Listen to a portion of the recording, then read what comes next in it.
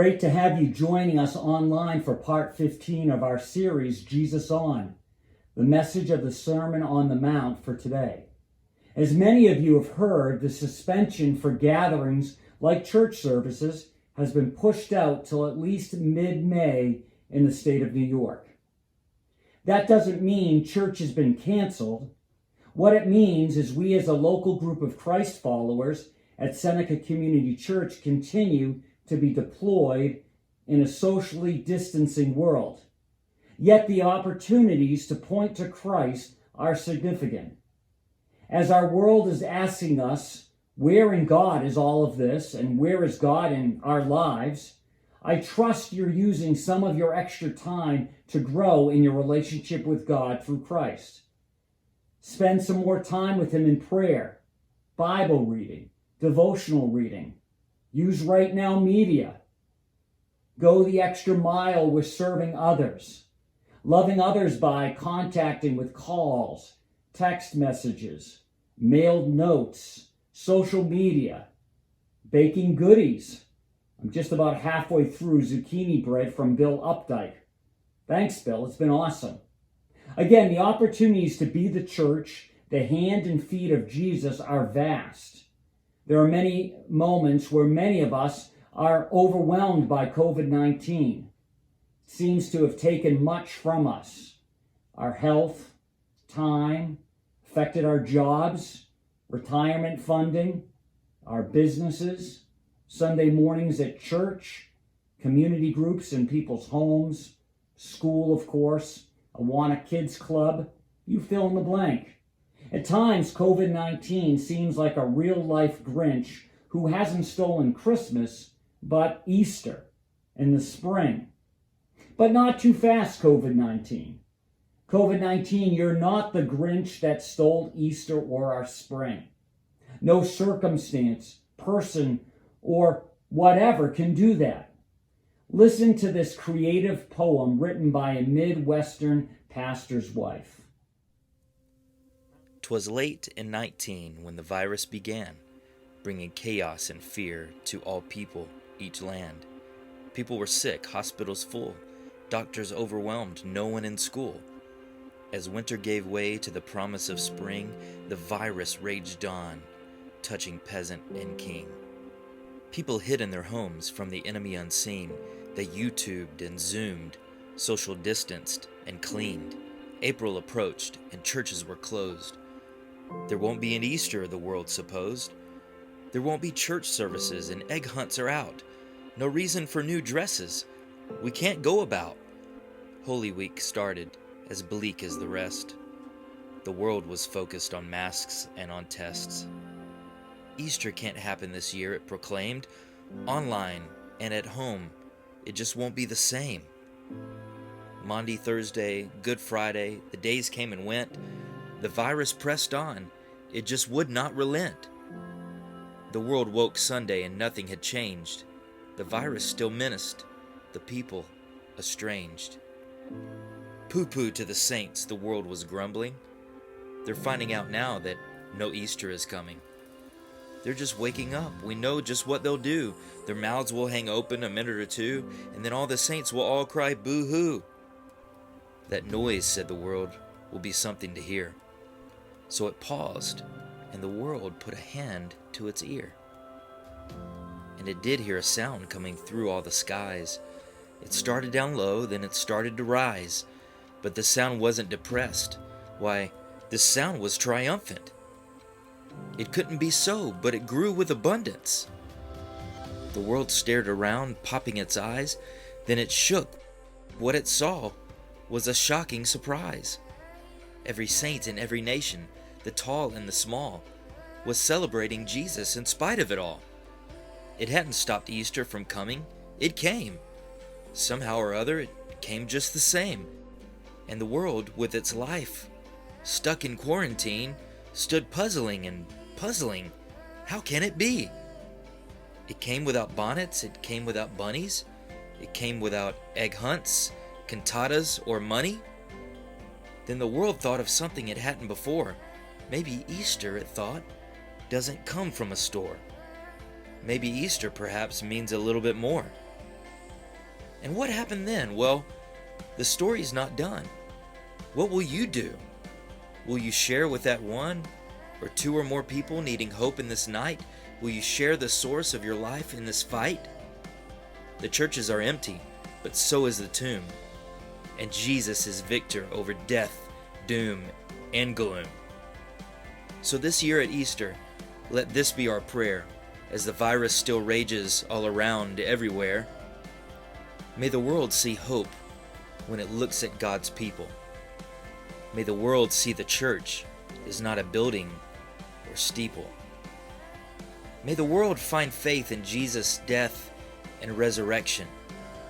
May the world find joy in a time of dejection. May 2020 be known as the year of survival, but not only that, let it start a revival.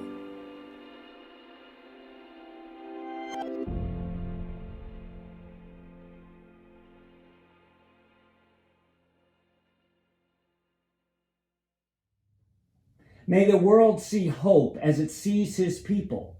May God begin a revival in us that sends ripples out to those near and far.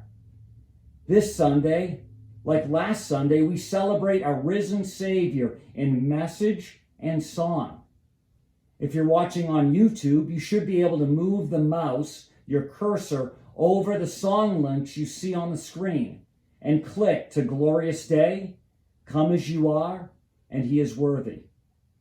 Once the song is finished, go back and click the next one. When you're done listening and maybe singing along with those in your living room, go back and settle in for today's message on judging. We trust you'll find today's experience enjoyable, helpful, encouraging, and just a little bit challenging.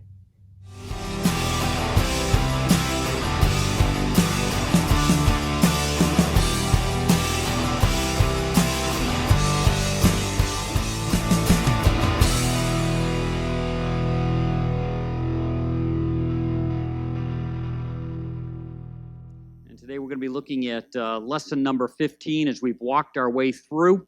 All along, our overarching theme has been this: Jesus can make life better, and He can make us better at life. And that's been the theme all the way through. So we just kind of have to keep coming back to that. And as you and I integrate the things we're learning really at the feet of Jesus, we're finding that Jesus can make life better, and He can make you and I better at living life. Now, if you're just joining us this morning for the first time, or you're playing a little catch-up, all the messages from this series can be found on our website, and you have the details there, so please take advantage of that and enjoy the possibility of looking at that. Now, one of the phrases that Jesus says, and He says it in such a way that it continues to touch us today, and it doesn't matter if you're a convinced follower of Christ or if you're an unconvinced follower of Christ, is this statement from Matthew 7:1. Jesus says, "Do not judge, or you too will be judged." And as He says those words, we've heard those words echo in the voices of other people around us. And again, it doesn't matter if they're a Christ follower, or it doesn't matter if they're, in a sense, just have their hearts set against things of faith. They know this, and they bring it to our attentions quite often. But when you and I think of that statement, we're usually thinking of somebody else. We think of other people who need to hear that phrase. And when we think of other people needing to hear that phrase, we sometimes think of someone like this. Welcome back to the show that rewards the one who can best misuse Bible verses. Let's meet our contestants. Now, Helen, it says here that your favorite thing about the Bible is using it to make yourself seem right.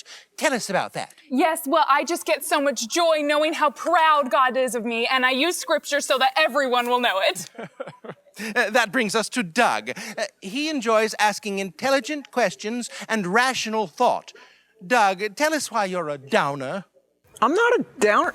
I'm not a downer. I just don't think verses should be used like... Don't judge me or you too will be judged. Oh, double points for both rudely interrupting and misusing scripture. Isn't it great that people can actually misuse Jesus' words while actually doing what they speak to? You see, judgmentalism, most of the time, in our own eyes, is a problem for somebody else.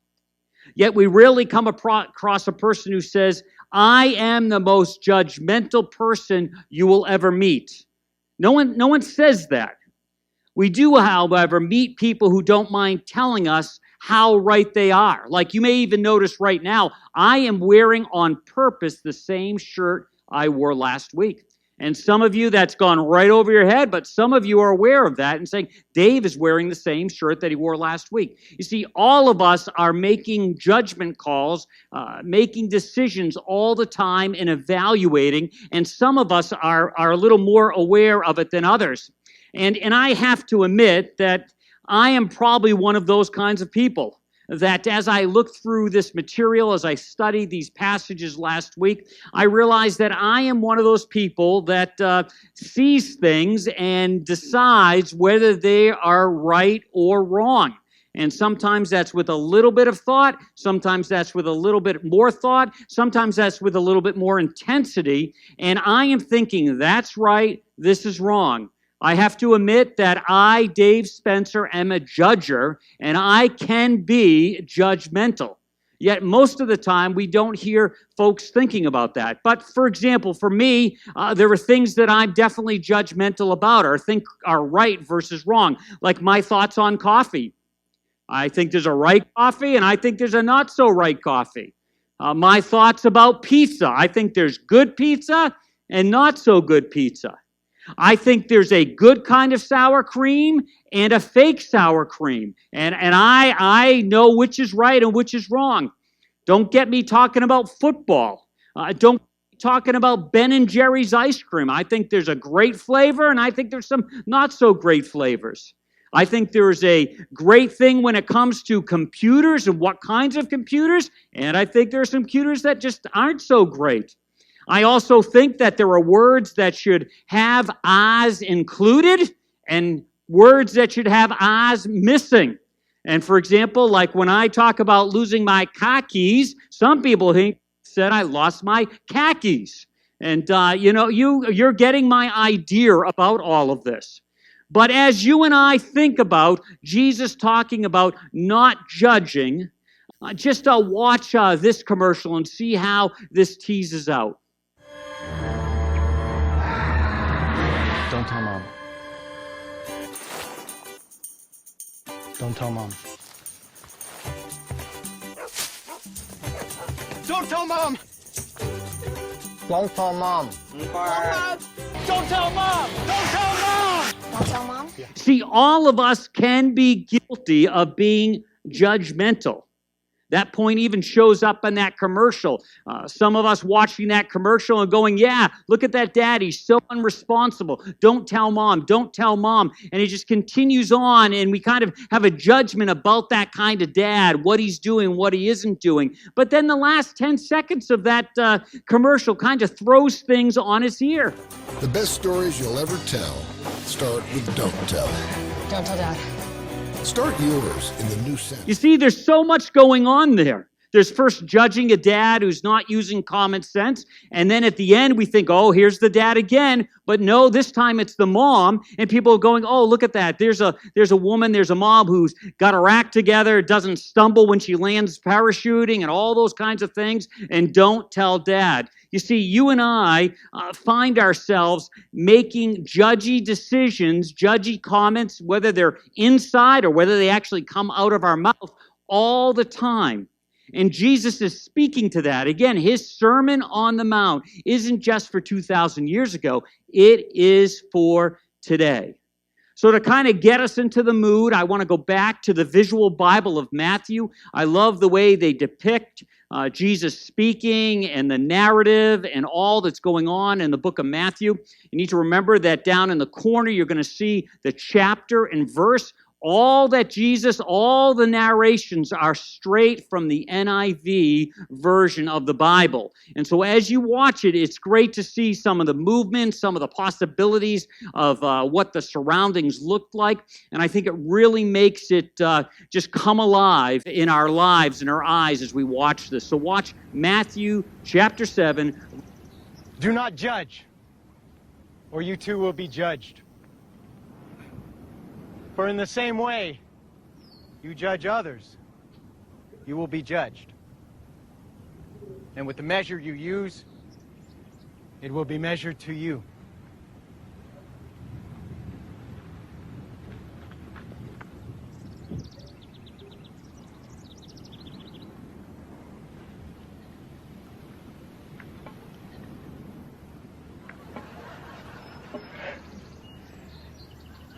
Why do you look at the speck of sawdust in your brother's eye and pay no attention to the plank in your own eye?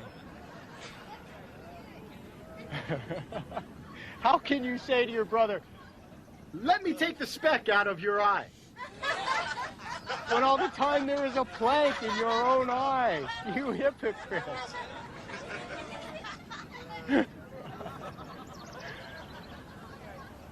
First take the plank out of your own eye, then you will see clearly to remove the speck from your brother's eye.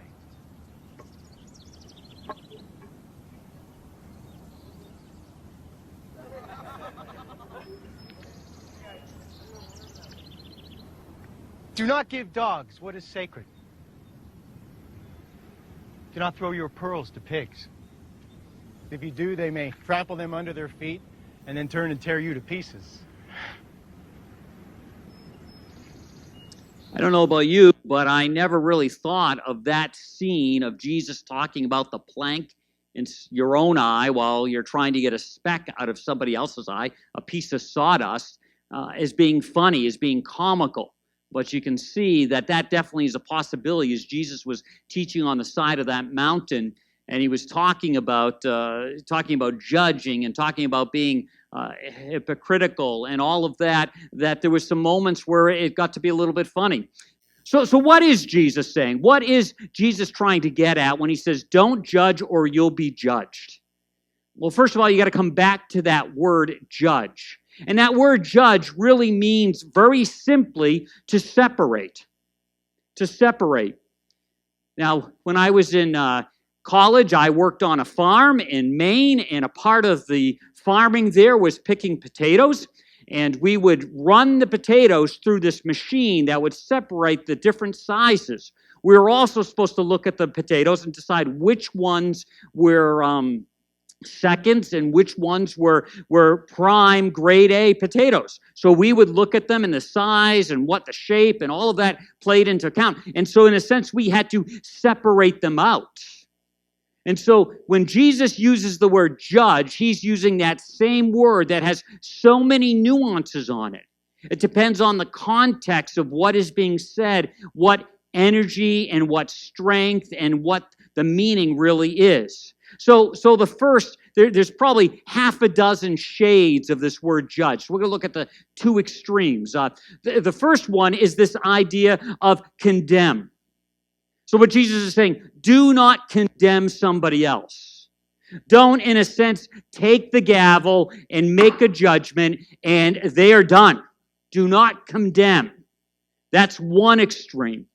Then on the other side, there is this idea, we're going to call it definition A, is this idea of discernment. So you could have everything from just discerning and all the way over to condemning. And to just saying, away with that person. You can actually see on the little graphic we have on the screen that to discern is basically saying apples are not oranges. You're just making that discernment. You're not making a judgment, a moral. You're not saying it's bad, it's wrong, it's good. You're just saying they are different, discerning. And then if you go all the way over to the other side, you see apples are less than oranges. When you are in the condemn mode of judging, you're saying that is less. You're making a moral call. You're making a call. In many cases, it's making a call on the quality of someone's soul. And so we condemn. It's interesting, the little oranges have picket signs, and one of them actually says, death to apples. And the other one says, God hates apples. And it's condemning. It's the farthest side of separation. So we have separating that we're just saying this is different from that, and separating on the other side that actually says something is condemned. And we're called to make a judgment, but the question is where do we fall on this? Which side do we fall on this? If you turn over to 1 Corinthians, you're going to see Paul writing a letter inspired by God to the church at Corinth, and he gives ideas or just opens the door to the idea that you and I are to discern. We are to make decisions, and we see this in this verse here, in these two verses here. But the spiritual man has insight into everything, and that bothers and baffles the man of the world. What Paul is saying is the person who has said yes to Christ, the person who has had God join their life, they're not flying on automatic pilot. They actually have God not as their co-pilot. God is their pilot. And they're listening to him. And that's the spiritual man, the man who is alive to God through Christ. So if you've said yes to Christ, you are a spiritual person. Your spirit has been reconnected with God, if you will. But then there's the other person that has not said yes to Christ. They haven't said to Christ, and they don't have that fine-tuning of discernment.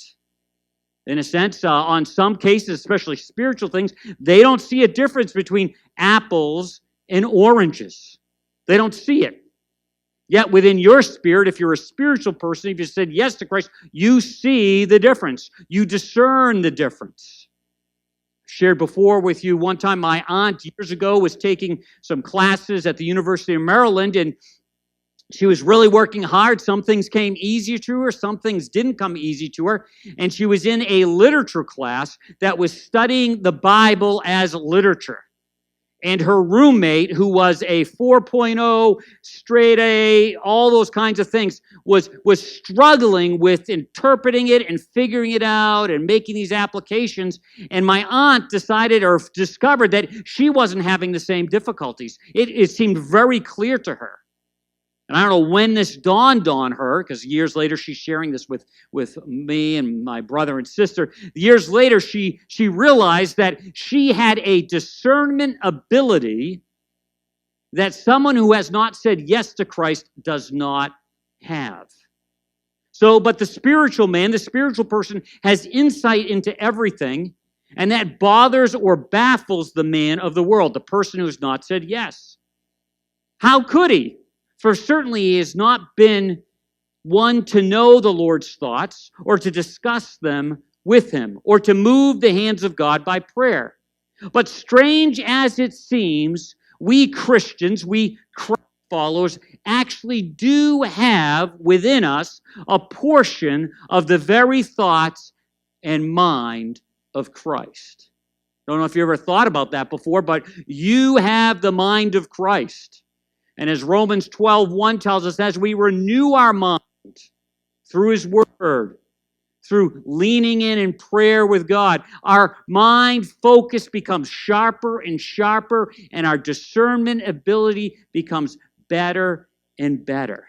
Not that we're better than somebody else. We just have a clearer focus. So Jesus, when He's using this word judge, is really saying to you and I, do not take on the role of God. God is the judge. Jesus is the judge. And in this chapter in life, you and I are called not to judge, in a sense, someone's soul. That's why you can't make that decision. You can't make that call. You can't get into the heart of another person. It's hard enough for us to figure out our own heart. Jeremiah tells us that. Who can discern? Who can understand your own heart? And then the next verse talks about God helping us discern the heart. Again, that's the Spirit of God in our lives. So you and I, as Christ followers, are not to play the role of Christ, of the judge.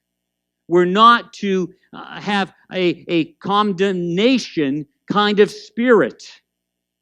Then Jesus starts to unpack what condemnation really is. First of all, he tells us it is like a boomerang. When you and I, as Christ followers, start condemning rather than discerning, when we start condemning, it is like a boomerang. It is come around and hit us on the back of the head. We've all seen those little funny skits where someone gets a boomerang first time and finally they're able to throw it, and all of a sudden it goes out and it comes right back in and hits them.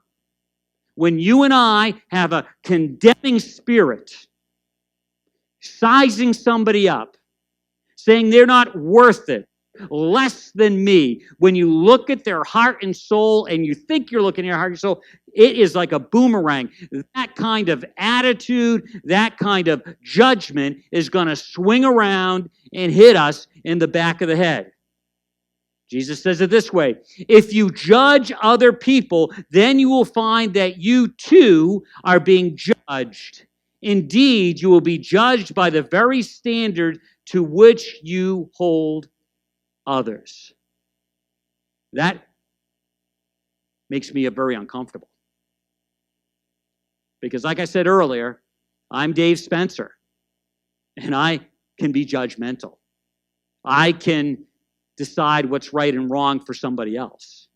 I can have standards for somebody else that I might not even have, and we're going to see in a few minutes, I have for myself. Maybe I have this standard, but the way it's expressed in their life, I let them have it. The way it's expressed in my life, I give myself a pass.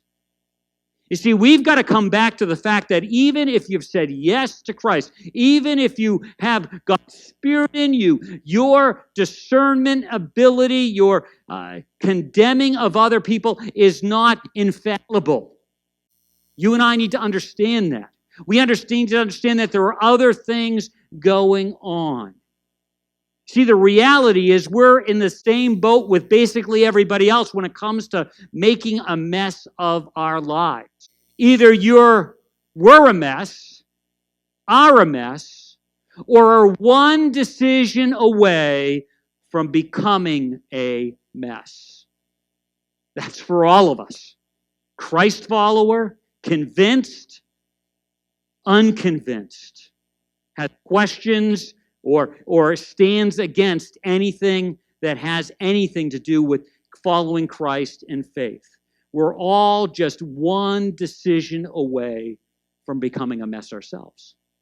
Also, there's the idea that when you and I have a spirit of condemnation, when we are judging, when we're using that kind of definition, we find ourselves being hypocritical.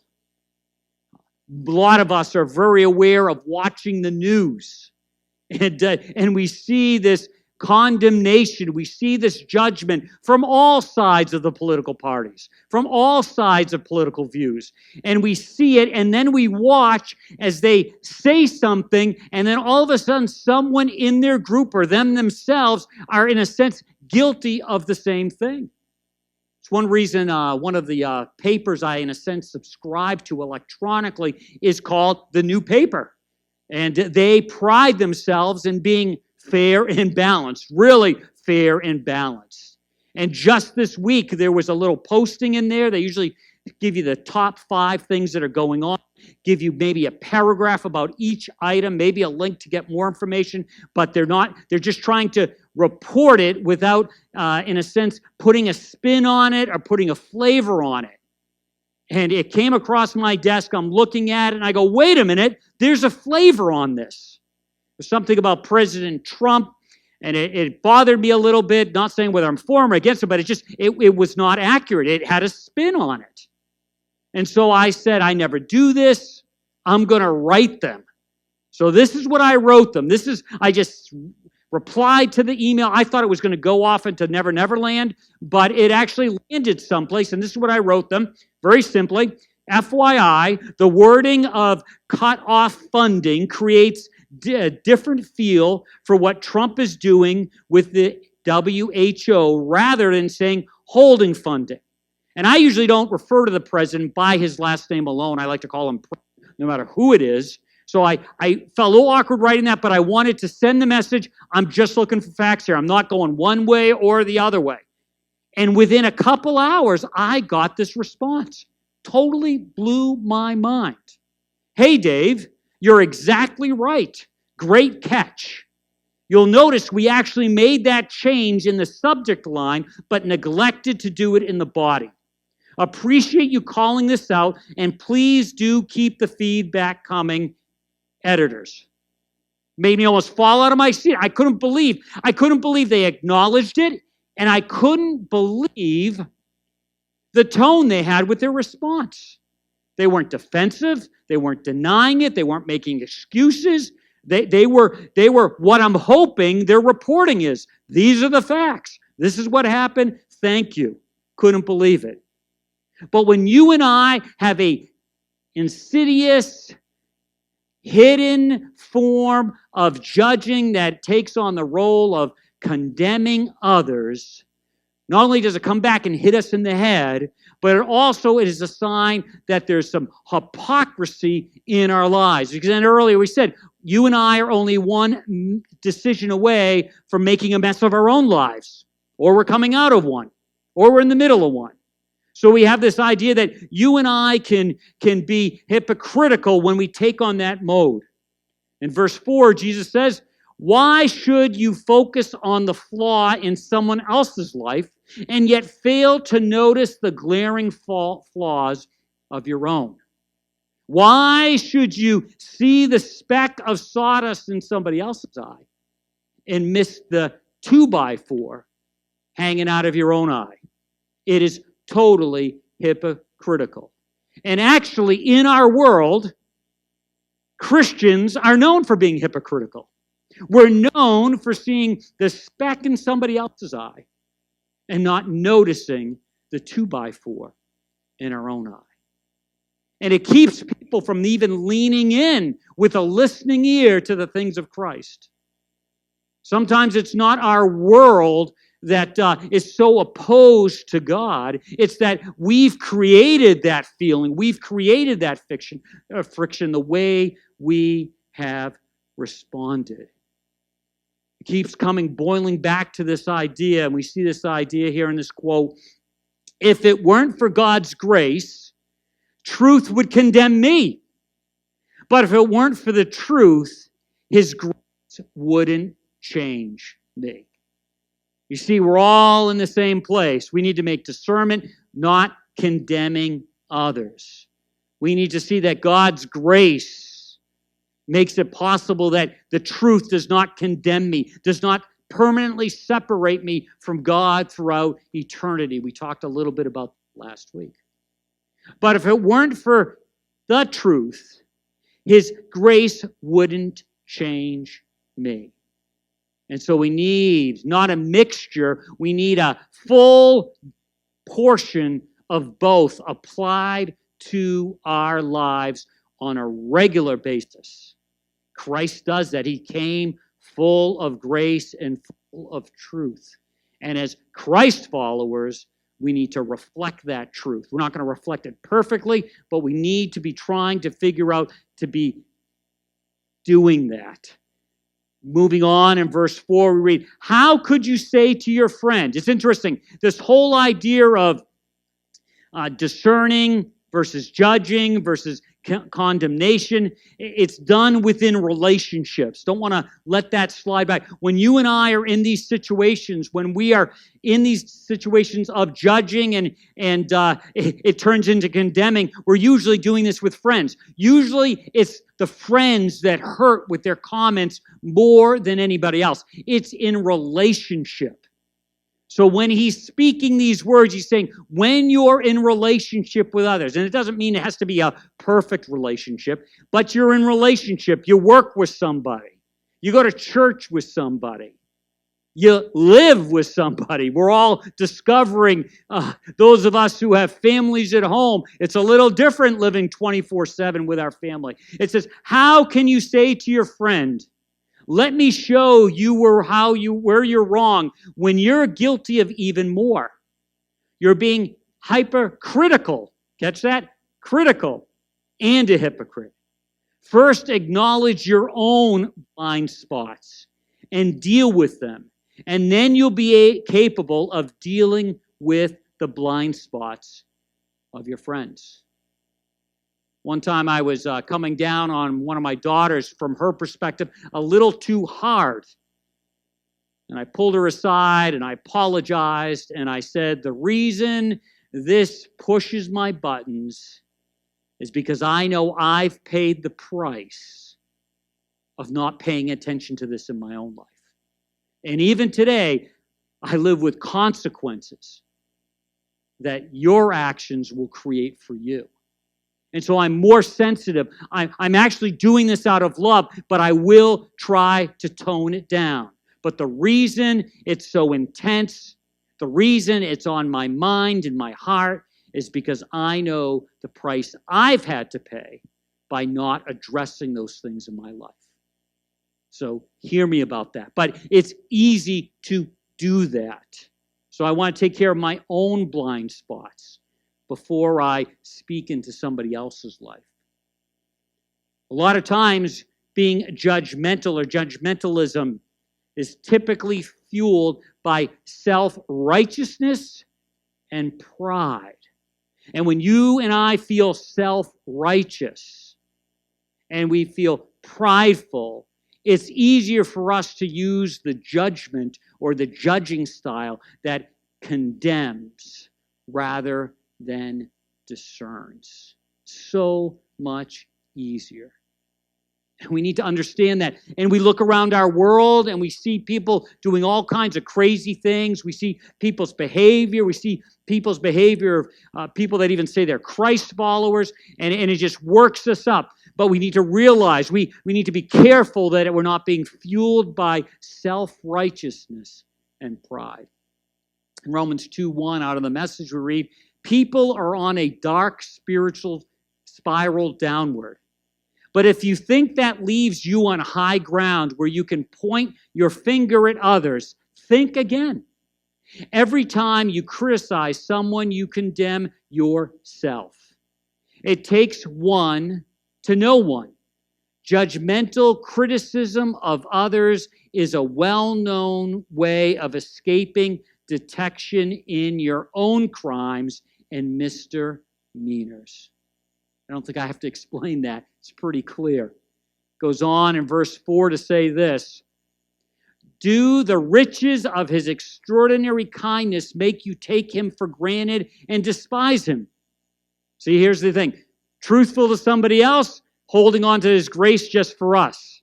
Haven't you experienced how kind and understanding he has been to you? Don't mistake his tolerance for acceptance. Do you realize that all the wealth of his extravagant kindness is meant to melt your heart and lead you into repentance? See, his gentleness, his kindness, his lack of condemning us, his discernment, his speaking to us is designed to melt our hearts. It's not designed to let us get away with stuff. It's not just so that we can have contempt for his grace, his mercy, and his love. It's designed to speak to our hearts. Jesus is full of truth and grace. He never dumbs down the truth, and he never turns down the grace. Aren't you happy, rejoicing that that is the case? So what does it mean to have discernment? How does that function? Very quickly, discernment, a part of being discerning, when you attribute that to the word judging, when you're discerning, it never holds non-Christians to Christ-following values.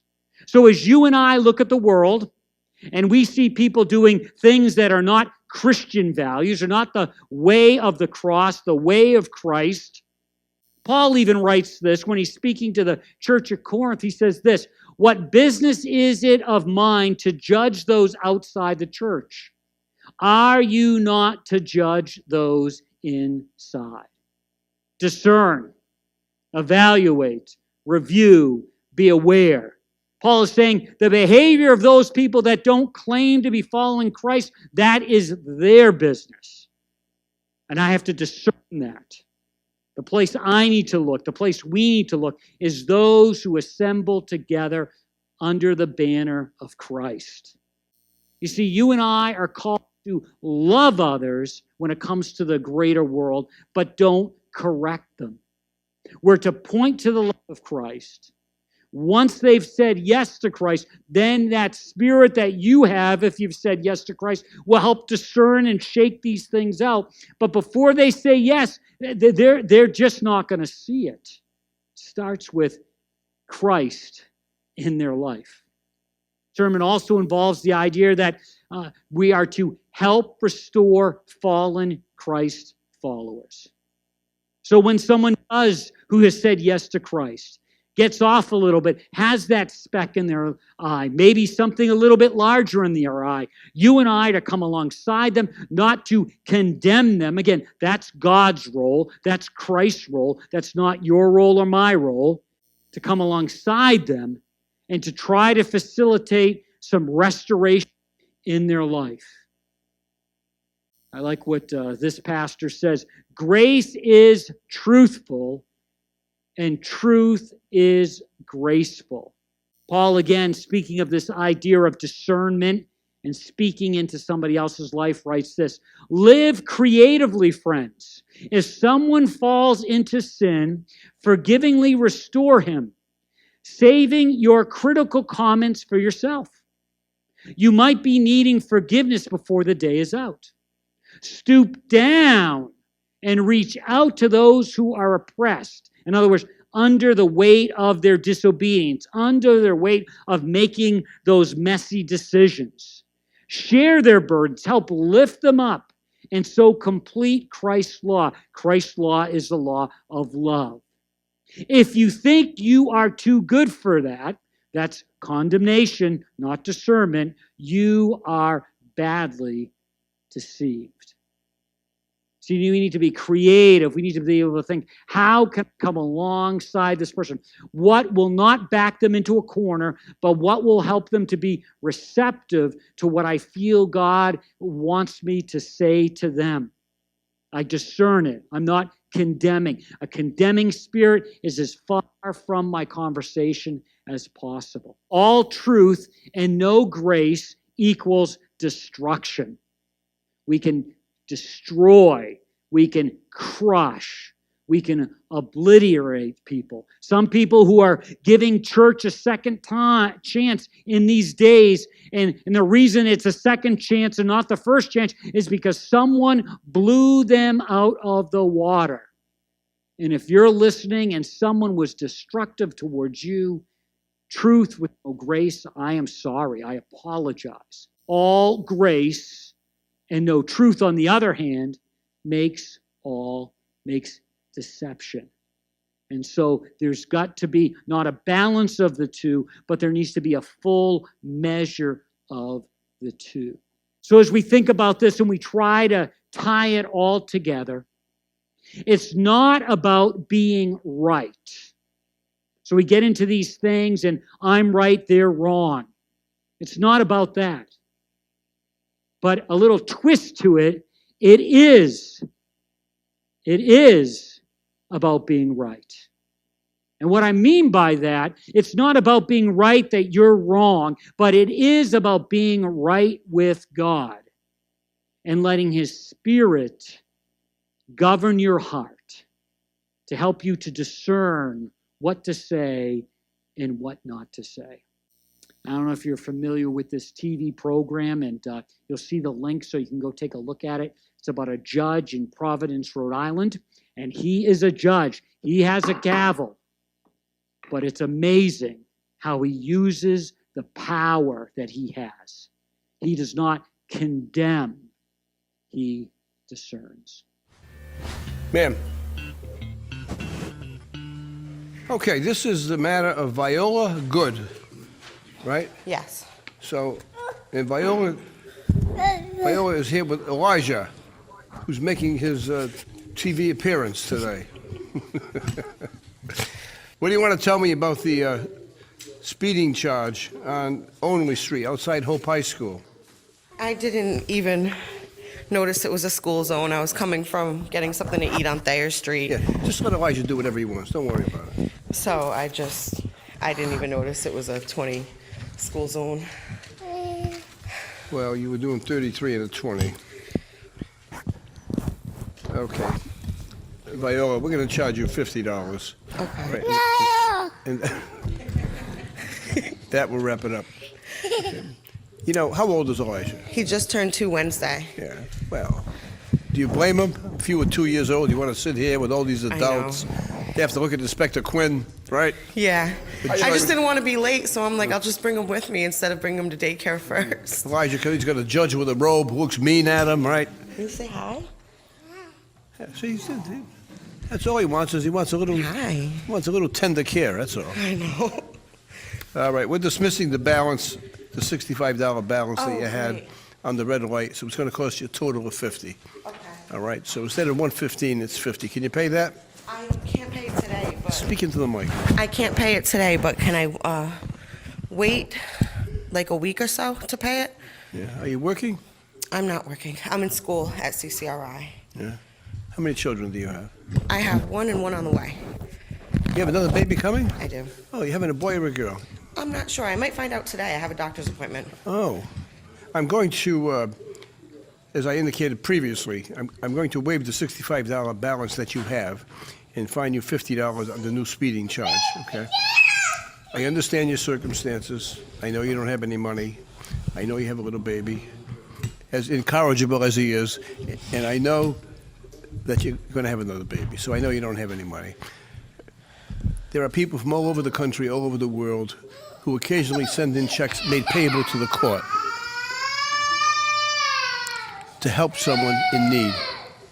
I have a check from Endicott, New York, from John and Amalia Sursenzi, and they sent $50, and they talked about their parents leaving from a foreign country, coming here with no money, and they want to help somebody that's in need. So I'm going to use this to pay your fine.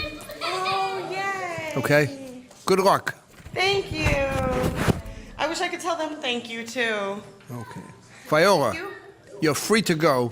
Thank you. As fast as possible. Thank you. See the difference of condemnation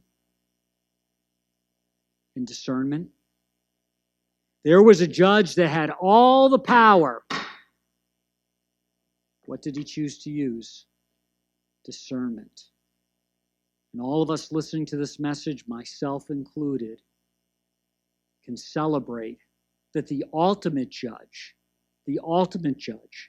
has used discernment filled with grace and truth, and not just the gavel. It changes everything. So we, as his followers, ought to do the same. Pray with me. Father, we just thank you for your love. We thank you for your grace. And we thank you for the way the truth points for our need of grace. It points to changes that we can make. It's not about just getting away with something. It's about life change, so we don't have to live in those self-created messes. We thank you for that. We ask that you would help us in times like these to lean into that. And if there's anyone in the sound of my voice who's not said yes to you, may they ask you into their life, have the Holy Spirit join their life, God connect to their life, so they have the power of discernment, and may they enjoy the freedom of not being condemned. May those of us who have experienced that recently or years ago never lose sight of that grace and truth with full measure given to us. We ask all of this in Jesus' wonderful name. Amen. This time in our service is where we look to thanking God, being gracious with our financial resources. And again, we're not meeting together again this week. It looks like it's going to be a few more weeks to come. We continue to thank you for your generosity. your sacrificial giving, and for the difference that it is making. You'll hear me say this over and over again, and you might get tired of it, but it's amazing to see people in action loving others because of Jesus. And so the church may be not in this building, in this room, but the church is on the move, and God is using you to do amazing things. I thank you for that. Again, this Sunday, we're going to be offering a virtual coffee time on Zoom. You can look on the screen. You can also go to our Facebook page and find how to click onto that and join us with that. It was fun last week. We had a number of people. Here are just a few of those faces you can see on the screen.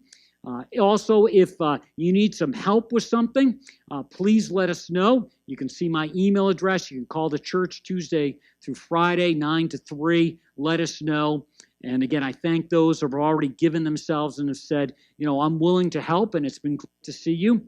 I hope all of you stay well, and I hope we'll be in this place soon. But at the same time, it's great to be on the move in our communities. Be safe, be well, and may God bless you.